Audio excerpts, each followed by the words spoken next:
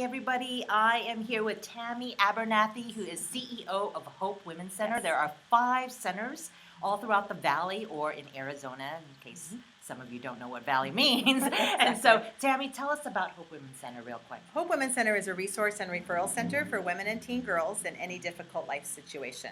So we just have a very holistic approach. How do we walk with her emotionally, physically, and spiritually? Awesome. And I'm at the center right now, and it is amazing the work that they do and how many people they help. They basically, you don't turn anybody down. No, we don't. Yeah. Whoever God brings through the door that day is who we get the privilege of serving, and we love that. So we see about 1,600 women annually and over 300 children on site. I love it. I love it. But what I really love and what we're here, what we're going to be talking about, Tammy, is Pro Grace. You're Yes. part of that kind of movement. Yes, it is and that- exactly what Okay. we call it is a pro-grace movement. Yes. Awesome. And I love grace. I'm all about grace. Yeah. And so tell us about that. So ProGrace is actually an organization. Their website is prograce.org, but it is a movement, and it started out of let's talk about a third way as we discuss the abortion issue in our communities and our culture with our kids. How can we look at the issue of abortion, take it out of politics, which is very heated and brings a lot of baggage with it, and how can we get to the heart of what that woman or girl is going through? How can we say,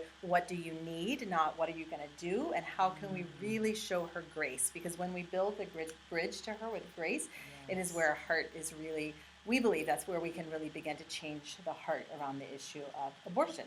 And a lot of what we do at Hope Women's Center is helping walk with a woman that's in crisis, that's facing that, and really helping bring that spirit of grace to her.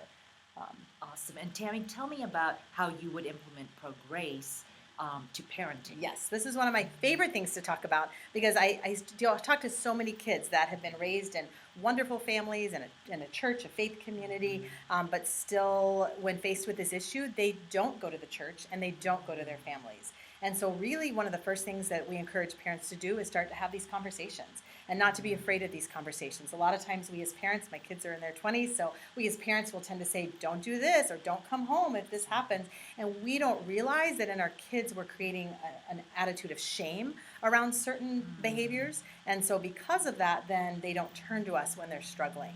And so being able to have these conversations both in the church and in our families where our kids will know both in the church and out of the church, hey, we're a safe place for you. That's right. And Tammy, give me some examples of how we can approach whether they're teens or maybe even young adults or maybe even little kiddos. Yes. How would that look?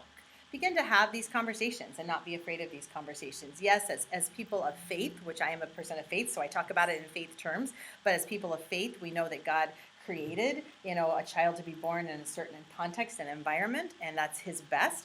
But we also know that we all make mistakes and things happen, and sometimes it doesn't go that way. So being able to say to your kids, whatever happens, whatever things happen to you in your life, I am a safe place as your parent.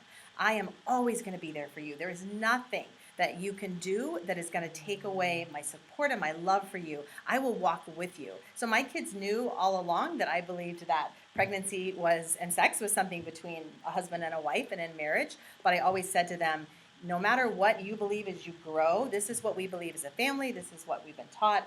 But I will always be a safe place for you. I will always be here to walk with you. And I think that instead of creating what our fear is that's going to make them go out and just do everything we've just told them not to do.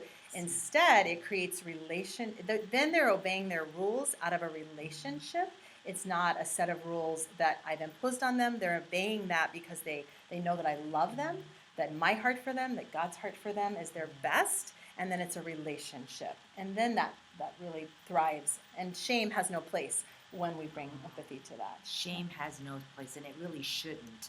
I mean, that's not what it's about. I love, and I forgot to turn the timer on, but one more thing. I love grace in every form because I believe that's when Jesus died, he showed us perfect grace, which means we get nothing what we deserve. Right. We just get the goodness of God, his faithfulness, and there's nothing we have to earn or do to get into God's good graces. And so as parents, we just need to remember that even with showing grace is even in the way we say things. It's so right? true. When we model how Jesus modeled, which was always listening, empathy, compassion, hearing a story, building a bridge to somebody's heart with grace. He never shied away from truth. He always brought truth.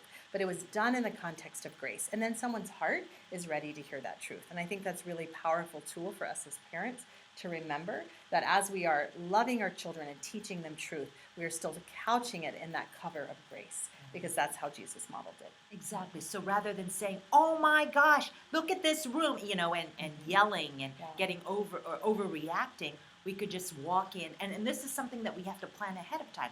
We walk in and with grace and love, but firmness. But firm. Right. Absolutely. Yeah. Give another way of doing it, which would be, can you give me some more examples of that grace based? Even just modeling, hey, this isn't done, this is what I ask you to do, what supports do you need from me, let's see how we can do this together, do you need my help, do you need my ideas, but even just simple things with the language, our tone, the way that we express grace, it still doesn't, our children still need to do what we're asking them to do, but when they know that we're in it with them, that we're in it for them, it makes such a difference than when I'm just legalistically handing a rule based on when I'm saying, listen, a clean room is beneficial to us all. So what kind of supports can I bring to you, and how can we build this habit so that you enjoy the benefit of it, the family enjoys the benefit of it, in just that simple way. And that's how we get long-lasting relationships with our children, whether they go 100%. into a young adulthood, right? Yes, and I would even say that for my own kids now. They're still not always making the decisions as 20-something-year-olds that I want for them, but we have great discussions because I never shy away, even in their decisions, from saying, you know that this is not what I would have you do. However, I love you. I want to hear from you. I'm never going to change what I believe God has to say, but I am here for you, and I'm going to support you, and I'm in relationship with you. And that's where I see the model of Jesus so beautifully.